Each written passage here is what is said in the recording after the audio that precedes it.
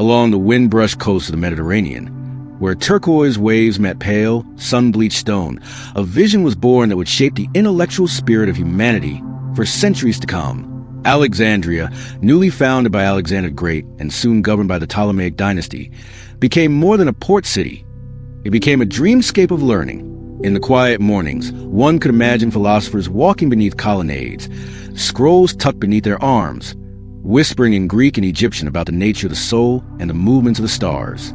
Here, knowledge was not merely gathered, it was revered. The dream of the Library of Alexandria began in this atmosphere of possibility. Ptolemy I Soter, one of Alexander's trusted generals and the first ruler of the Ptolemaic kingdom, envisioned a sanctuary of scrolls, an ark for the collective intellect of humanity. He summoned scholars from Athens, Babylon, and Memphis, offering patronage and purpose. This would not merely be a storehouse, but a living temple of inquiry, where philosophy, science, poetry, and history would converge. It would be the beating heart of a new kind of civilization, one that sought truth across borders and tongues. It was more than ambition. It was an act of faith. The ancient Egyptians had long revered knowledge as divine, keeping their own temples filled with hidden texts and sacred wisdom. Now, that reverence met the Hellenistic spirit of inquiry. Within Alexandria's walls, hieroglyph met syllogism, myth met reason, and the metaphysical was not seen as separate from the empirical. It was in this rare alchemy that the soul of the library took shape. It was a place where silence was filled not with emptiness, but with the hum of minds at work. No one alive today has seen the original halls of the library, but descriptions passed down through history paint a portrait of wonder. There were reading rooms and lecture spaces, storage chambers lined with papyrus, and perhaps even gardens where students meditated on the stars. The sea breeze would float through its open courtyards, mingling with the scent of parchment and olive oil lamps. In its prime, it may have held over 400,000 scrolls, each a portal into a different civilization's way of knowing. This was not merely a library. It was a dream cast in limestone, rooted in sand but aimed at the stars. It stood as a monument to what humanity could be when it listened, preserved, and questioned. And though the centuries would bring fire, conflict, and oblivion, the seed planted by Ptolemy would never truly die. It would echo across ages, in monasteries, mosques, and modern data centers, whenever humans chose to gather and remember that knowledge, once shared, becomes eternal. Ptolemy, I had seen firsthand the power of knowledge as a force of empire. Following the death of Alexander the Great, he chose Alexandria not just as a capital, but as a cultural beacon for the world. Under his guidance and that of his son, Ptolemy II, the great library became more than ambition. It became policy.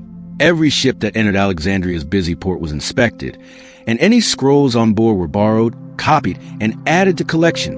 The originals were often kept, a practice that reflected the library's hunger for completeness and preservation. The Ptolemies were not content with local knowledge alone. They wanted to collect every text ever written, from Babylonian star charts and Persian epics to Indian treatises and Hebrew scriptures. The rulers sent envoys across the known world with gold and diplomatic favors to acquire books. No language or tradition was dismissed as inferior. In the great library's vision, every piece of writing was a fragment of a larger truth, and the pursuit of that truth was humanity's highest calling. This was a global effort long before the term existed. What set the Alexandrian Library apart was its systematic and intentional approach. It wasn't just about storing scrolls. It was about categorizing, comparing, and correcting them. The first head librarian, Xenodotus, began organizing texts by subject and alphabet. Later, Callimachus compiled a catalog known as a Pinox, considered by many to be the world's first library classification system. This act of treating knowledge with structure laid the groundwork for modern libraries. The library became not just a collection, but a methodology, quietly changing the way human beings interacted with information. The scholars appointed to oversee this project were not mere record keepers. They were curators of civilization. They edited Homeric epics, cross-referenced legal codes, translated Egyptian myths into Greek, and studied the stars above the city's famed lighthouse. The intellectual energy of Alexandria was palpable. It pulsed in its lecture halls, echoed across amphitheaters, and drifted with the wind through scroll-lined corridors. Each scroll added to the collection was not an end, but beginning, a seed that would be read, argued, translated, and reinterpreted for generations. Ptolemy's grand ambition was thus rooted in something deeper than political strategy. It was the belief that knowledge could outlast empire. While kings fell and cities crumbled, scrolls had the power to whisper across time. The Library of Alexandria was built not just to contain history, but to become history, to offer future generations a map to the thoughts and questions of all who came before. And in that quiet confidence, Ptolemy planted the seed of immortality. The architecture of the great Library of Alexandria has long been lost to time, but through fragments of ancient texts and imagination, we reconstruct its splendor. It was said to be a complex of buildings nestled within the larger Mouse-Ion, an institution dedicated to the Muses, the goddesses of inspiration. Inside, vast halls of polished stone and shaded colonnades gave way to reading rooms, scriptoria, and repositories of scrolls. The ceilings were high, meant to inspire awe, and the air was thick with the scent of papyrus, ink, and oil lamps. The library was designed for reverence, not just function. Unlike modern libraries, the great library's collections weren't organized by numeric codes, but by thematic knowledge trees. Epic poetry in one wing, medical treatises in another, star charts lining the observatory rooms. Copyists worked in scriptoria, carefully transcribing scrolls by hand. Silence was sacred. Only the scratching of styluses and the occasional murmur of philosophical debate broke the stillness. In the reading halls, scholars from different nations sat side by side, lost in their own world of ideas. It was a sanctuary where language barriers dissolved in the shared pursuit of wisdom. The Mouse-Ion itself was not simply a building, but a living academic ecosystem. There were lecture theaters, botanical gardens, and even anatomical research areas. Philosophers gave open-air talks under fig trees, while mathematicians debated the shape of the cosmos. There were quarters for resident scholars, who received stipends and free meals, allowing them to dedicate their lives fully to study. It was as much a university as a library, where the line between preservation and creation of knowledge was constantly blurred. Ideas didn't just live there, they evolved. The structure's very layout was symbolic. The design encouraged movement between disciplines. A student might enter to study Homer and leave absorbing geometry or medicine. The architecture nudged people toward interconnected thought, a precursor to today's interdisciplinary learning. Light streamed in from oculus windows. Mosaic floors depicted myths and constellations. Every detail reflected a society that placed beauty and knowledge side by side, where the aesthetic of the surroundings encouraged calm reflection and mental clarity. Though no surviving blueprint exists, the aura of the library remains timeless. It represents a human aspiration not tied to wealth, conquest, or fame, but to enlightenment. In imagining its marble corridors and domed observatories, we tap into the part of ourselves that still longs for spaces of quiet thought.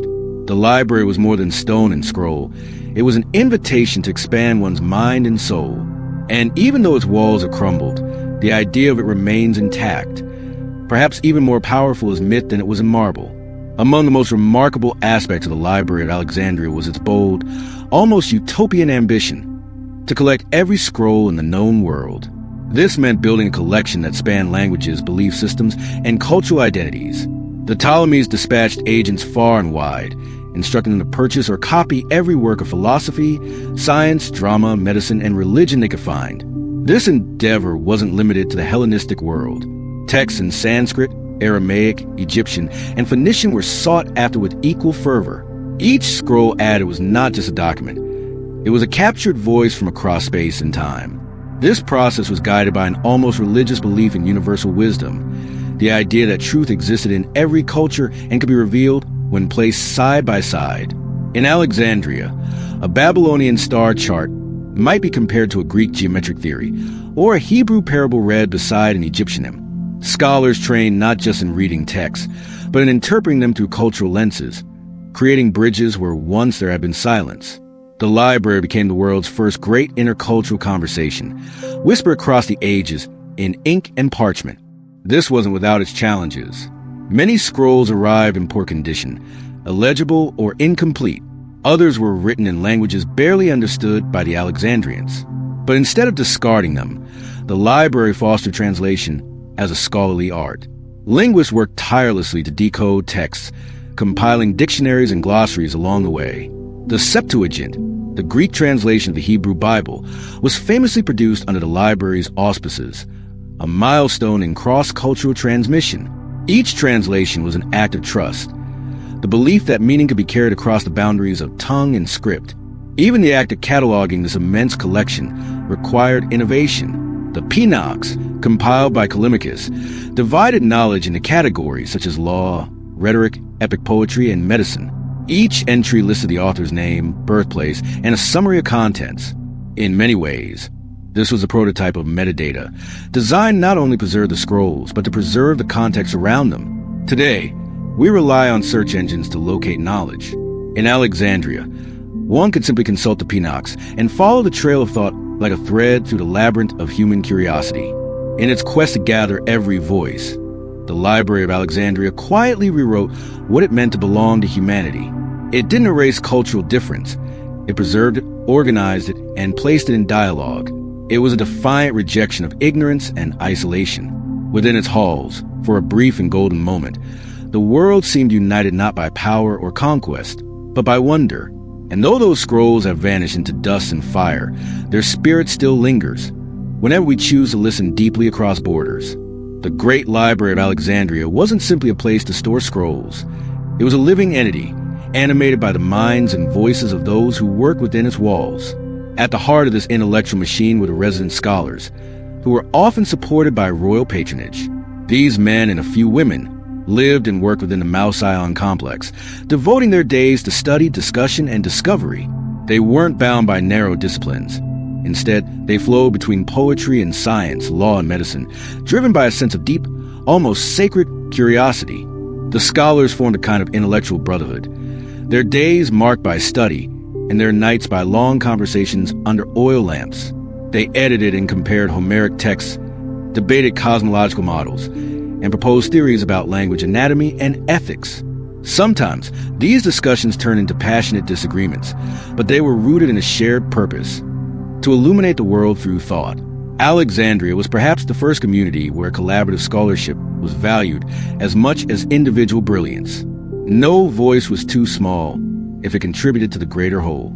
Among the most revered of these scholars were the librarians themselves, especially figures like Xenocrates and Eratosthenes. Xenocrates was the first to impose editorial discipline on chaotic literary traditions, while Eratosthenes, a polymath, calculated the Earth's circumference with remarkable accuracy using only shadows and logic. These were not ivory tower academics. They were thinkers engaged with the cosmic and practical, using scrolls as launching pads to explore both the heavens and the human condition. Their legacy lingers in every footnote and footpath of modern research. What truly set Alexandria apart was its reverence for the process of learning, not merely the outcome. Errors were studied, not hidden. Competing theories coexisted on the same shelves. The library was not about arriving at final answers. It was about framing better questions. This openness fostered a kind of intellectual humility. Even the greatest minds knew their work was part of a much larger river of thought, flowing from unknown past into an uncertain future. The silence of the reading rooms was not empty. It was full of possibility. And perhaps that's the true magic of the library, not in what it stored, but in what it inspired. It offered a blueprint for how humanity might live if it chose knowledge over conquest, dialogue over division, inquiry over ignorance. The scholars of Alexandria weren't just preserving the past. They were preparing the future. They believed that in understanding each other's stories, we might understand ourselves. And so, in quiet alcoves and candlelit chambers, they passed down not just scrolls, but the spirit of wonder. As the reputation of the great library spread, Alexandria became more than a city. It became a pilgrimage site for knowledge seekers. Philosophers, astronomers, poets, and physicians from across the Hellenistic world arrived by ship and caravan, eager to immerse themselves in the intellectual sanctuary. Many came to study, others to teach, but all were transformed by the sheer scope of ideas housed within the library's walls. The city's cosmopolitan spirit welcomed voices from every background, creating an atmosphere where curiosity transcended borders. Among those who walked its marble corridors were individuals who would later change the course of science and philosophy. Archimedes visited and refined his mathematical theories, while Galen's ideas on medicine were shaped by texts preserved there. The library's pull was magnetic, offering something no other place could: access to a unified archive of global thought. It didn't matter where a scholar came from: Persia, India, North Africa, or Greece. What mattered was what they could contribute to the collective pursuit of truth. Some visitors came for a season and never left, becoming part of the library's scholarly community.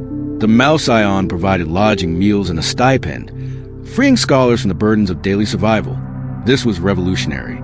For the first time in history, intellectual labor was fully supported by the state. It was an investment not in war or monuments, but in the human mind. In this nurturing environment, theories bloomed. New ideas were not merely permitted. They were cultivated like rare plants in a philosopher's garden. But it wasn't just academic insight that flourished. Artists and dramatists came too, copying scripts from lost plays of Aeschylus and Sophocles. Historians consulted Egyptian records alongside Greek epics to paint fuller pictures of the ancient world.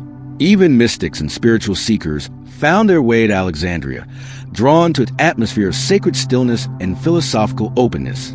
In this way, the library acted not just as a repository of knowledge, but as a convergence of disciplines, where the spiritual, the scientific, and the poetic could coexist in rare harmony.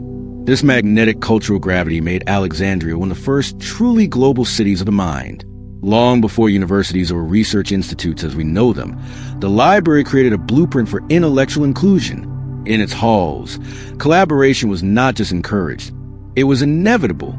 Here, amidst the desert winds and Mediterranean waves, humanity's best minds gathered to speak, listen, and wonder.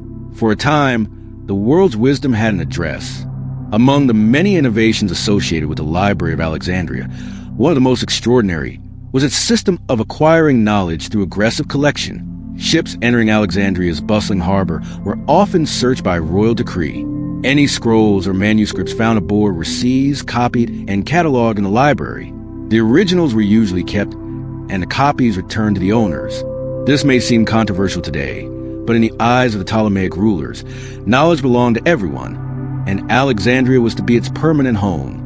This aggressive collection policy helped the library amass what may have been hundreds of thousands of scrolls, making it the largest repository of human knowledge in the ancient world. Rare works from Babylon, India, Carthage, and even China are rumored to have been stored within its walls.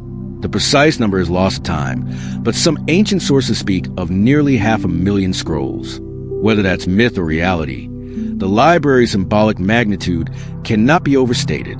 It wasn't just about quantity. It was about creating a sanctuary for the world's collective memory. To manage this overwhelming volume of information, the library developed early forms of information science. Callimachus' famed Pinox, essentially a subject catalog, was the first of its kind, divided into categories and subcategories, with annotations on authorship and subject matter. This cataloging system inspired future librarians throughout the ancient and medieval worlds.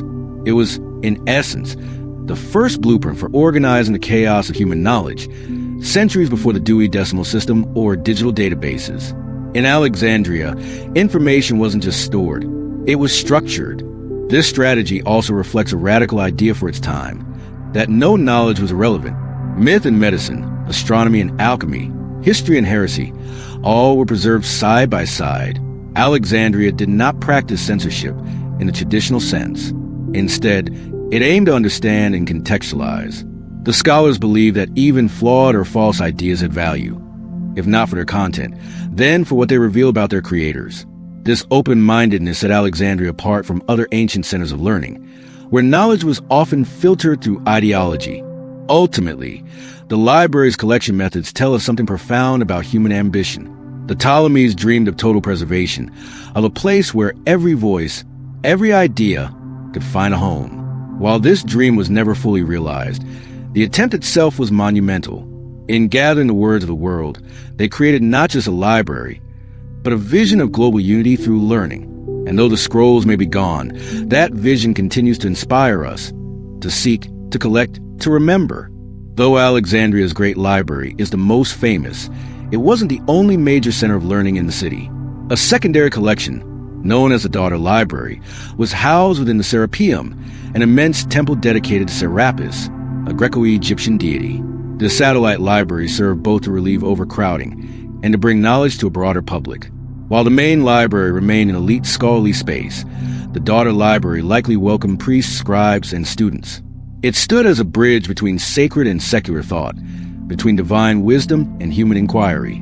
The Serapeum's role was more than just practical.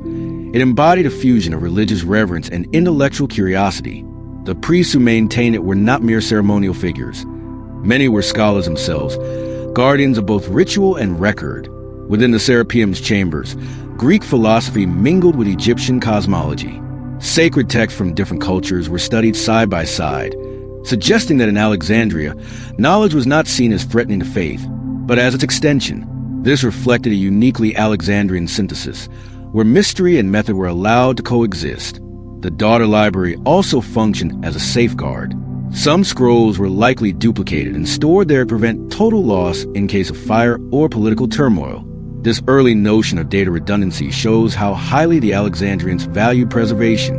While we don't know how much of the main collection was duplicated, the very existence of this second archive speaks to the awareness that knowledge is fragile and must be protected.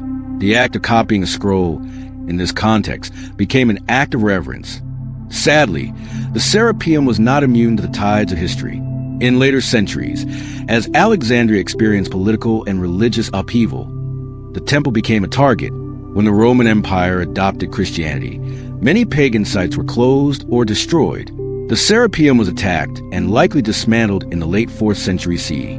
While it's unclear how much of the daughter library's content survived, the event marked another fracture in the chain of preservation, a reminder of how easily centuries of learning can be undone by ideology. Yet the legacy of the Serapeum endures. In its brief life, it represented a philosophy that has become increasingly rare. The idea that spiritual reverence and intellectual pursuit can enrich one another. In preserving texts alongside temples, the daughter library served as a sanctuary for both gods and ideas. And while the scrolls may have turned to ash, the ideals they held, curiosity, preservation, harmony, continue to flicker in our collective memory, like candles in a long hallway, still glowing in the dark. As the centuries passed, Alexandria's fortunes rose and fell with the empires that claimed it. The city was taken by the Romans in 30 BC after the defeat of Cleopatra VII and Mark Antony, signaling the end of the Ptolemaic dynasty. Under Roman rule, Alexandria retained its status as a cultural beacon, but changes began to ripple through the scholarly community. Roman pragmatism gradually replaced the dreamy intellectualism of the Hellenistic period. The great library still stood, but its soul had begun to shift, shaped now by politics and imperial agendas. The Romans, though impressed by Alexandria's learning, were more interested in its strategic value, its grain supply, trade routes, and access to Africa and the East. While emperors like Augustus and Hadrian supported scholarly pursuits, they viewed the library more as a tool of governance than as a sanctuary for philosophical inquiry. The state-sponsored scholars found themselves writing more commentaries on Roman law and engineering than composing original poetry or probing metaphysics. The flame of curiosity still burned, but it was flickering beneath layers of bureaucracy. Still, this era was not without its brilliance. One of the most famous figures of the later Alexandrian tradition was Claudius Ptolemy, a polymath who authored influential works on astronomy, geography, and mathematics. His Almagest became the standard for celestial models for over 1,000 years. Ptolemy's work represents both the continuity and transformation of Alexandria's legacy, a blend of inherited Greek wisdom and Roman practicality, grounded in observation and calculation. It was knowledge, not as mystery, but as mastery. However, not all scholars flourished under Roman oversight. Tensions rose between the city's diverse communities, Greeks, Egyptians, Jews, and later Christians. Intellectual disputes sometimes turned into violent confrontations. As Rome's control tightened, censorship increased, and libraries were no longer seen as neutral spaces. They became battlegrounds for ideology, places where controlling information meant controlling people. This subtle transformation marked the beginning of a new age, not one of unified learning, but of selective memory. The dream of Alexandria began to fade, not in fire, but in silence. Despite these pressures, the memory of the library still cast a long, golden glow. Pilgrims, poets, and thinkers continued to reference Alexandria in hushed reverence. Its story had already begun to shift into legend, even as its scrolls remained, at least for now, intact. This was the library's liminal phase, no longer the flourishing center of universal knowledge, yet not entirely lost. It stood waiting at the edge of empire and oblivion, a symbol of what humanity once dreamed it could be. As the Roman Empire fractured, so too did the stability of Alexandria. By the 3rd century CE, the city experienced a series of internal rebellions, invasions, and religious conflicts. Each wave of unrest threatened the library's preservation.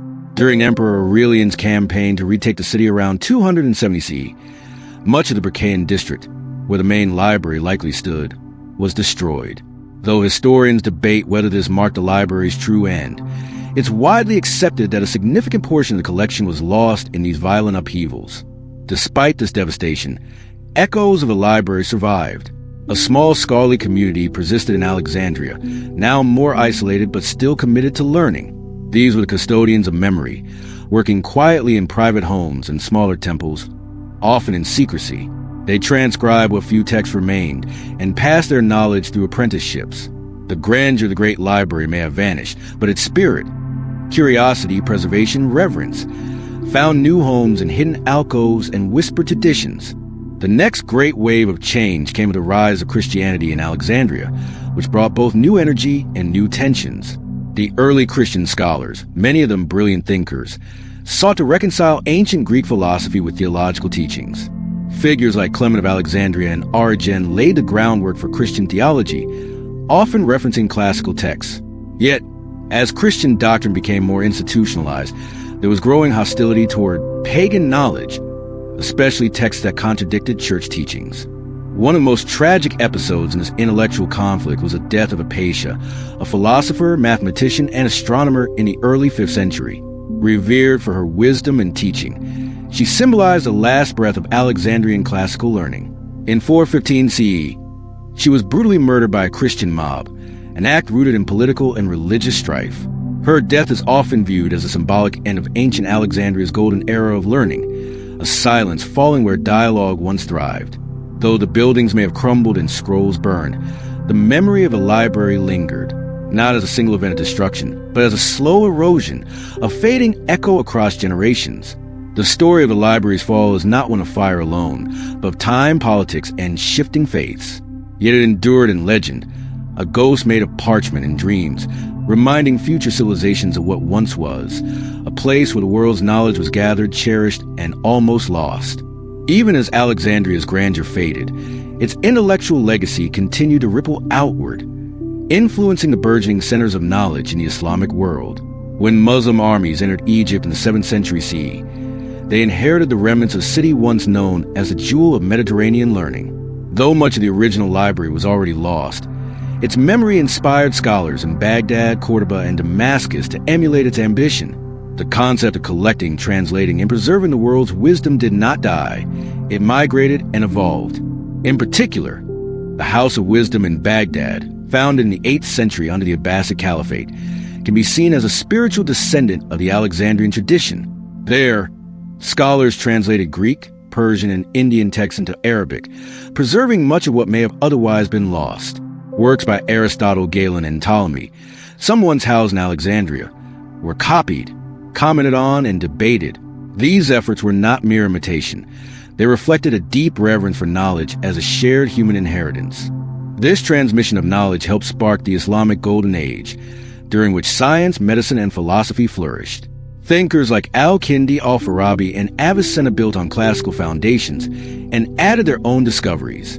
The legacy of Alexandria lived on in their libraries, their experiments, and their teachings. They did not simply preserve the past. They pushed it forward. In many ways, the spirit of the great library, open inquiry, synthesis of cultures, the hunger to understand, was more alive in these cities than had been in Alexandria's final years. The preservation of Alexandrian knowledge by Islamic scholars was also a crucial link to the European Renaissance centuries later. When these Arabic texts were translated into Latin, they reintroduced Europe to classical thought. The wisdom once whispered in the halls of Alexandria found new life in the universities of Paris, Bologna, and Oxford. Thus, the great library's influence was not confined by its walls or by the limits of its age. It became part of a timeless continuum, a thread connecting East and West, ancient and modern. And so, the fall of the library was not the end of its story. Like a great river vanishing into sand only to reappear downstream, the knowledge of Alexandria found new channels, carried by those who believed in learning, shaped by cultures that revered the written word. It transformed and endured. The great library's dream, that humanity could gather and share all its wisdom, was never extinguished. It lived on in ink and memory, in languages reborn, in the quiet rooms of every library ever built since. Long after its physical destruction, the library at Alexandria continued to flourish in the imaginations of poets, philosophers, and dreamers. Renaissance humanists spoke of it with reverence, while Enlightenment thinkers use it as a cautionary tale of what happens when ignorance triumphs over inquiry. The library became more than a building. It became a symbol of what civilization aspires to be at its best. Curious, inclusive, and committed to preserving wisdom across borders and eras. It served as a kind of utopia, fragile yet profound.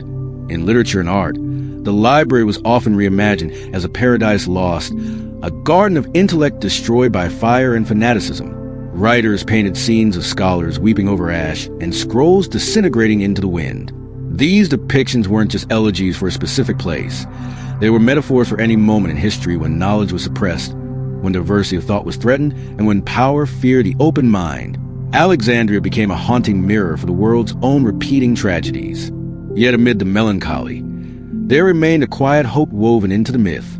Every time a library opened its doors, every time a teacher inspired a student to ask why, a piece of Alexandria lived again. Its legacy wasn't just in what was lost, but in the idea that knowledge was worth collecting, sharing, and preserving. The very act of building a library, even a humble one, became a continuation of the Alexandrian mission. Through this lens, the library's destruction was not an end, but a challenge to be answered. Modern historians have sought to separate fact from fable, tracing the library's timeline with scholarly precision. They debate whether it was truly one massive library or a complex of smaller institutions, whether it was destroyed in one great fire or gradually over centuries. But even the most grounded researchers acknowledge that the library's legend holds a power that goes beyond archaeology. It represents the eternal tension between remembering and forgetting, between a fragile human effort to preserve truth and the forces that seek to erase it. So the Library of Alexandria endures not in stone, but in story. It's whispered in the rustle of pages and glows faintly in the soft light of every reading lamp. It reminds us that civilizations rise and fall, but ideas can transcend time if we care for them. In every place where minds gather to learn, to share, to dream, Alexandria lives. Not as a ruin, but as a promise. As modern archaeologists dug through Alexandria's layers, they searched not only for stones and scrolls, but for traces of memory.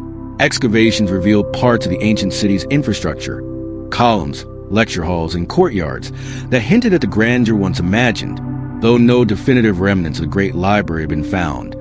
Scholars believe it may lie buried beneath modern buildings or perhaps under the harbor itself. The very uncertainty of its location has made the library even more mythic, like a relic just beyond reach.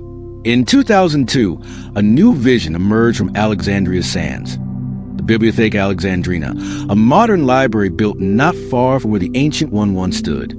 Sleek and circular, with etched letters from every known alphabet carved into its facade, the building serves as a living tribute to its predecessor.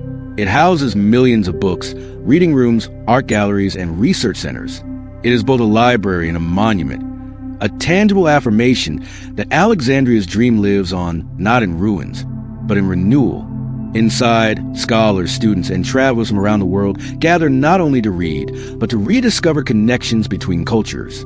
Just as the original library aimed to unite Greek, Egyptian, Persian, Indian, and other traditions, the Bibliotheca Alexandrina hosts international collaborations, exhibitions, and digital archives that echo that ancient spirit. In its halls, hieroglyphs live beside microchips, and the ink of old manuscripts blends with the soft hum of computers. It is the past, reimagined in the present. But the library's story, ancient and modern, is not free from risk. In an age of rapid information and rising disinformation, libraries everywhere stand again at the threshold of preservation and erasure. Censorship, neglect, and digital fragility threaten humanity's collective memory. Alexandria reminds us that the destruction of knowledge is not always by flame. It can come through apathy, distraction, or decay. The burden of remembrance now falls on us, as it once did on parchment keepers long ago. And so, as you drift into rest tonight, perhaps you carry part of that burden too. Every page you've imagined, every story you remember, every quiet question you ask in the dark is a spark. The great library was never just scrolls and stones. It was a place where minds met in wonder. When you let history whisper its stories to you in sleep, the library breathes once more. The dream of Alexandria also lives on in digital libraries, where the fragile manuscripts of ancient civilizations are scanned, translated, and preserved beyond the reach of time and fire. Projects like the Internet Archive, Europana, and the World Digital Library reflect a 21st century version of Alexandria's mission to collect the knowledge of the world and make it accessible to all. These modern scribes work in pixels rather than parchment, but the ambition remains the same, to make wisdom immortal. At the same time, emerging technologies such as AI and machine learning are helping scholars decipher ancient languages, piece together damaged texts, and even reconstruct lost books from fragmented remnants. By training algorithms on known works, researchers can predict missing sections or translate obscure passages once thought unreadable. In this fusion of past and future, the library's ghosts are being gently brought back to life, not with candles and ink, but with code and light. In education, too, the library's influence lingers. Every school that encourages a child to read, every professor who lectures on Plato or Aristotle, every curious student who Googles who is Hypatia, contributes to Alexandria's afterlife. Knowledge today is decentralized, no longer contained in a single building, but in satellites, fiber optic cables, and cloud storage. And yet, the essence of the library survives in these global exchanges, cross-cultural, borderless, constantly evolving. But the digital age has also brought new challenges to the legacy of Alexandria. The overwhelming volume of information, the question of truth, and the erosion of attention. Where the library once sought to gather the best of human thought, the modern world sometimes drowns it in noise. The challenge now is not just preserving knowledge, but helping future generations recognize what is valuable, what is true, and what is worth passing on. Alexandria's fate teaches that even vast libraries can vanish if no one cares to protect them. Still, there is comfort in knowing that the dream persists. In every bedtime story, every whispered prayer, every scholar burning the midnight oil to translate a faded script, the Library of Alexandria endures. It is not a ruin in the sand. It is a heartbeat in the quiet moments of learning. Tonight, as you close your eyes and let history unfold behind your eyelids, remember, Alexandria isn't lost. It's just waiting for us to listen. In many ways, the destruction of the Library of Alexandria mirrors the fragility of memory itself. How easily it can be shaped, rewritten, or forgotten. Ancient sources differ on who destroyed it. Julius Caesar, Christian zealots, Muslim conquerors. Perhaps all played a part, or perhaps the truth lies somewhere in between. But what matters most is not which hand lit the torch, but how the loss echoes across centuries, urging us to remember that knowledge, like fire, must be tended carefully or risk fading away. Some historians now believe that the library's destruction was gradual, not dramatic, a slow decline rather than a singular catastrophe. A lack of funding, shifting political priorities, and the rise of rival centers of learning may have chipped away at its significance over time. This slow erosion, less cinematic but more insidious, reminds us that indifference can be just as dangerous as violence. Civilization is not only built by great acts but undone by small neglects. And yet, amidst these fading echoes, stories endure. The names of ancient librarians like Callimachus and Eratosthenes still whisper through scholarly texts. Hypatia, the brilliant philosopher and mathematician, though tragically martyred, remains a symbol of Alexandria's enduring intellect. Their ideas, once cataloged in the library's halls, continue to shape mathematics, geography, and philosophy. They remind us that the human mind transcends a medium. Parchment may burn, but thought endures in hearts and voices. Today, across museums and universities, fragments of what may have once belonged to the great library are being preserved and digitized. Scrolls buried in sand, stored in monasteries, or rescued from forgotten tombs are handled with reverence and hope. Each one, no matter how incomplete, carries within it the pulse of an ancient heartbeat. To hold such a fragment is to feel the weight of thousands of years pressing gently against your palm, a reminder that history is not past, but present.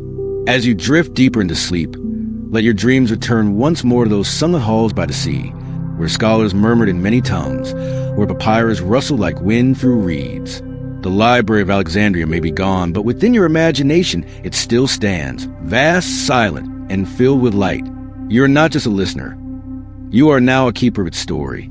Though the great Library of Alexandria no longer stands, it remains a powerful symbol in popular culture, often appearing in novels, films, and documentaries as a lost utopia of knowledge. Fictional tales imagine a hidden underground or preserved in secret societies, while others portray time travelers or archaeologists racing to uncover its secrets. These modern myths, while speculative, reflect our collective yearning to reclaim what was lost and to believe that such brilliance might one day be restored. Beyond the realm of fantasy, the library's legacy also resonates in UNESCO's mission to safeguard intangible heritage. Just as Alexandria once sought to preserve the collective wisdom of humanity, modern initiatives aim to document oral traditions, endangered languages, and indigenous knowledge systems. The belief that knowledge belongs to all people, not just elites or empires, is deeply rooted in Alexandria's ethos. Today's global archives strive for the same openness and reach. The metaphor of the Lost Library also speaks to what each of us forgets: memories buried by time, lessons unlearned, or truths ignored. Alexandria becomes not only a symbol of global knowledge, but of personal introspection. In quiet moments, when you reflect on your past, when you reconnect with forgotten dreams or open an old journal, you too are visiting a kind of inner library. And like Alexandria, it must be revisited with reverence. The enduring fascination with the library reminds us that hope often clings to what has been lost. Perhaps this is why it continues to inspire, not because it still exists, but because it almost did. It was nearly everything we hope a civilization can be: curious, collaborative, and compassionate. Its disappearance leaves a void we instinctively long to fill, whether by rebuilding libraries, expanding education, or simply telling its story again and again. So tonight, as you surrender to sleep, carry with you the warm flicker of that ancient flame. You wander through its corridors, listen to the rustle of scrolls, and share in the dreams of those who refuse to let knowledge vanish.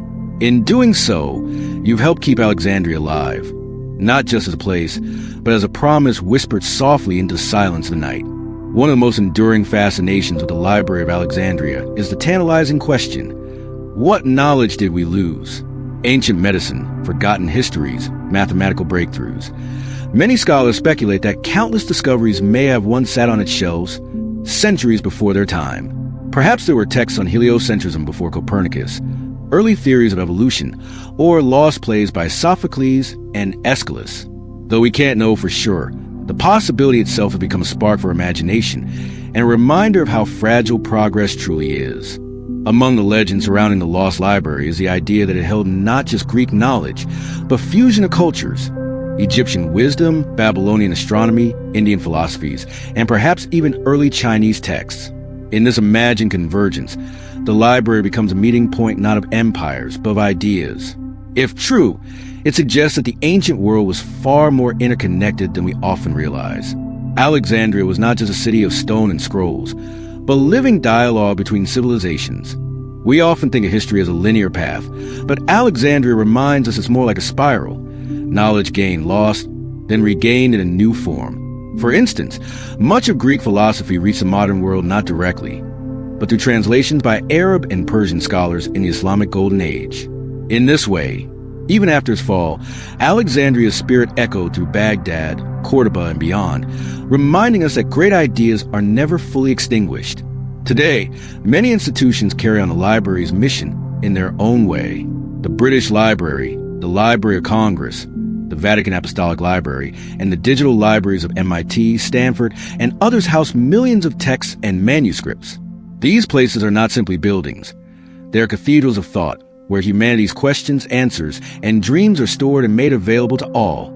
In them, the flickering torch of Alexandria still burns brightly. So as your mind slips deeper into rest, allow yourself to wonder, not with regret, but with reverence. The Library of Alexandria may be gone, but its echo remains in every act of learning, every book opened with curiosity, and every thought passed from one soul to another. That echo, quiet and constant, follows you into your dreams, a soft voice whispering across the centuries. Keep remembering. In the centuries that followed its destruction, the Library of Alexandria became more than just a memory. It became a mythic mirror, reflecting each generation's deepest values and fears. Renaissance thinkers saw it as a beacon of lost genius, while Enlightenment philosophers mourned it as a cautionary tale of dogma silencing reason. In the 20th and 21st centuries, it became a symbol of threatened knowledge during times of war, censorship, and digital fragility. What we see in Alexandria's ruins says more about us than it does about the past. Indeed, the myth of the library is ever-evolving, reshaped by storytellers, educators, and artists who find new meaning in its ashes. Some depict it as a lost paradise, others as a tragic warning. But perhaps its most profound role is as a call to action, a quiet insistence that knowledge must be protected, shared, and honored. Like the phoenix rising from its own flame, the story of Alexandria is not static. It is reborn each time we tell it. One of the most direct homages is the modern Bibliotheca Alexandrina, completed in 2002 near the original site. Its bold circular design, etched with characters from every known writing system, captures the spirit of global curiosity. Though no building can replace the original, this modern library stands not as a replica but resurrection, a place where the dream is reimagined for a new age. Visitors from around the world now walk its halls, drawn by the same timeless desire to learn. It is also worth remembering that Alexandria was not built by a single hand. The library was a work of hundreds. Scribes, travelers, translators, thinkers from every corner of the known world. It thrived not through conquest, but through curiosity and collaboration. This offers us a powerful model even now. The idea that knowledge grows best when borders blur and cultures converse. In that sense, the library is not gone. It has simply changed form. As you settle deeper into rest, let this final thought echo in the quiet. The story of the Library of Alexandria is not about what was lost, but about what we choose to preserve today. With every idea shared, every book read, every child taught, we rebuild a dream. Page by page, word by word, gently, softly, through time and memory. The dream of Alexandria lives on not only in libraries, but in the way we relate to knowledge in our daily lives. In the quiet of night, when you reach for a book, stream a documentary, or even listen to a history podcast before bed, you are engaging in the same ritual that took place in those long-lost marble halls. It's the pursuit of understanding, slow, patient, and personal. Though the tools may change, the impulse remains unchanged, to gather wisdom and pass it on. The digital age has made the Alexandrian dream more attainable than ever, even if paradoxically more fragile. Today, vast online repositories like JSTOR, Project Gutenberg, and Open University courses offer access to knowledge that once would have been available only to a privileged few. With a simple tap, one can summon centuries of learning. But just like the scrolls of old, this treasure must be preserved. Cyber attacks, censorship, or apathy could easily dim the light if we forget to guard it. As Alexandria's spirit adapts, its story has begun to shape how we think about memory itself. In an era of information overload, the challenge isn't acquiring knowledge, it's organizing it meaningfully. Just as ancient librarians categorized thousands of works using early systems, modern researchers grapple with AI, metadata, and digital curation. The echo of those early efforts can be heard in every search engine and citation index. Their shadows guide us still. But the library's most enduring legacy may be the emotional connection we have to lost wisdom. It evokes a deep, universal longing for connection, for understanding, for continuity. In Alexandria's fall, we sense our own fragility, and yet, through its remembrance, we find resilience. It tells us that though knowledge can be lost, it can also be regained, rewritten, and reborn. The story does not end with fire, it continues with memory. So let your thoughts wander now, cradled by the knowledge that you are part of a long and sacred chain. The questions you ask, the stories you love, the wisdom you seek, these are the very same currents that once flowed through Alexandria's great halls. Tonight, as you rest, you carry its flame forward, quietly, peacefully, brilliantly. And now, as we arrive at the quiet conclusion of this long journey, we return once more to the ancient shores of Alexandria, not as archaeologists or scholars, but as dreamers. The library was never just a building, and its greatness was never measured only in scrolls. It was a symbol of what happens when civilization chooses wonder over war, questions over conquest. It was a sanctuary for the curious, where scrolls whispered across time, and lantern light flickered on parchment like stars above the Nile. What endures from that vanished world is not only knowledge, but a feeling of reverence for learning, for listening, for preserving what matters. Just as a lullaby carries comfort from one generation to the next, so too does the story of Alexandria soothe the restless soul. It says, "You are not alone in your search for meaning. Others came before you with torches in hand. Their light is still warm, still golden, still waiting. We are the heirs of that light. When we teach, when we write, when we ask questions that open the mind rather than close it, we keep the library alive. Its story is not over, nor will it ever be, as long as there are stories to tell. The shelves may look different now, digital, spoken, etched into memory, but the spirit behind them remains the same. Knowledge is sacred, and sharing it is an act of love. So sleep now, with the hush of the past wrapped gently around you. Let your thoughts drift through marble colonnades and candlelit scriptoriums. Let the echo of turning pages, of ancient voices speaking in lost tongues, lull you deeper into peace. You have walked the library's halls in your mind. You have remembered it, and in remembering, you have rebuilt it. Tomorrow will come, and with it new questions and new dreams. But tonight, beneath the stars, with history folded like a blanket around your shoulders, you rest in a sacred place. The Library of Alexandria, long lost in the sands of time, has found a new home in you.